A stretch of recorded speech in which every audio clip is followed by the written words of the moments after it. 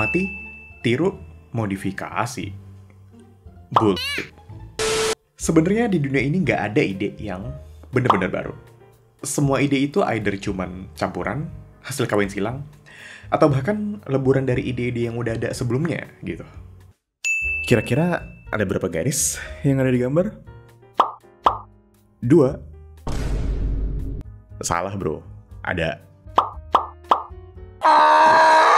BTW, kalian sadar nggak sih kalau kalian itu adalah hasil perpaduan genetika antara ayah dan ibu kalian?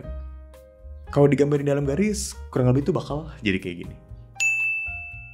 Dan kenapa tiba-tiba gue ngomongin soal garis? Karena kurang lebih itulah sneak peek dari apa yang bakal gue bahas di video ini, guys. Oke, back to the video. Sebut aja dalam satu momen lo jatuh cinta gitu, atau suka sama karya orang lain.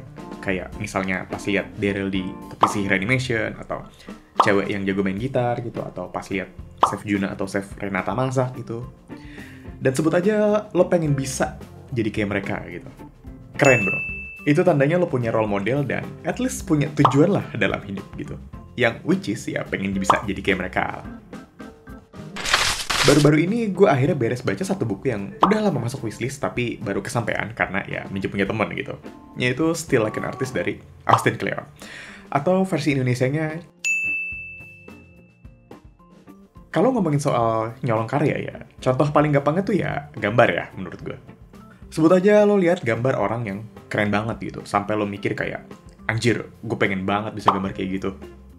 Terus, tanpa sadar, lo jiplak, lo post, dan bilang, lihat nih coy, gambar gue keren banget kan? Anjay. Tapi masalahnya, lo sadar gak sih kalau sebenarnya itu tuh salah gitu? Karena tanpa lo sadari itu udah jadi bentuk plagiarisme alias ya lo mengakui karya orang lain gitu. Nah, lewat bukunya Austin Kleon ini ada satu hal penting yang udah gue pelajari gitu yang mungkin bisa jadi guide dalam mencuri karya dengan benar. Yaitu, jangan pernah cuma nyolong dari satu orang. Misalnya nih ya, lo suka gambar mata dari si Juki nih. Terus lo suka bentuk wajah dari Ghosty Comic. Gabungin, tambahin sentuhan personal,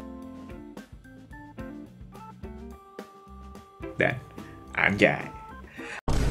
Akhirnya lahir sesuatu yang baru yang bisa lo sebut sebagai karya lo sendiri.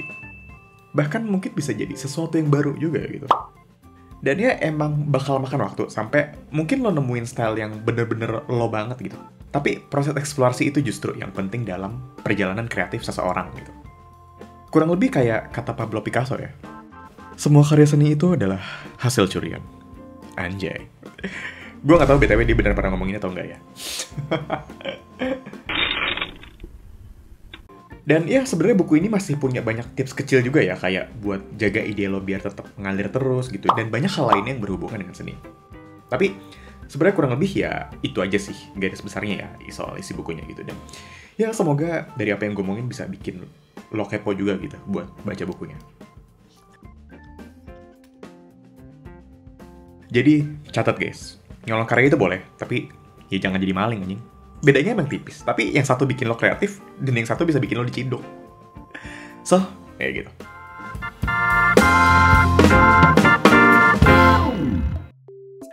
Oke, gitu dulu aja buat video kali ini. Terakhir kali gue ngomongin soal buku emang bahasannya cukup berat ya, soal apa kayak penerimaan diri sebelum mati gitu. Dan ya tapi semoga lewat video ini bakal lebih ringan gitu, karena topiknya ya cuman soal sederhana kesenian lah gitu lewat gambar. Ya meskipun bahasannya soal buku gitu, gue harap ini lebih ringan lah dan bisa lebih diterima banyak orang gitu. Dan oh ya, buat next bahasan buku gue itu masih agak bingung sih, karena lagi nggak ada buku yang aktif banget gue baca akhir-akhir ini. Dan ya mungkin gue bakal coba cari bacaan baru dulu sih yang menarik ya buat gue bikin video gitu. Dan BTW gue masih agak shock karena video buat itu rame ya. Tiba-tiba semua orang jadi pakar putih aja. Tapi gue seneng sih karena lewat video itu jadi kolom diskusi yang sehat ya. Dan ya gue seneng sih baca banyak pendapat dari orang-orang gitu lewat komen. Yang gue bahkan sampai capek banget aja scrollingnya karena banyak banget. Dan gue pengen sih bikin video yang kritis begitu lagi nanti. Dan ya karena video itu juga jadi ada request macam-macam juga gitu buat topik yang serupa. Dan ya gue udah kepikiran beberapa topik sih yang beneran kritis juga gitu. Dan ya mungkin lihat aja nanti sih. Dan ya karena udah kebanyakan banget ini, gue udah capek ngomong, jadi gue rasa gitu dulu aja buat video kali ini. Sampai ketemu di next video. Bye.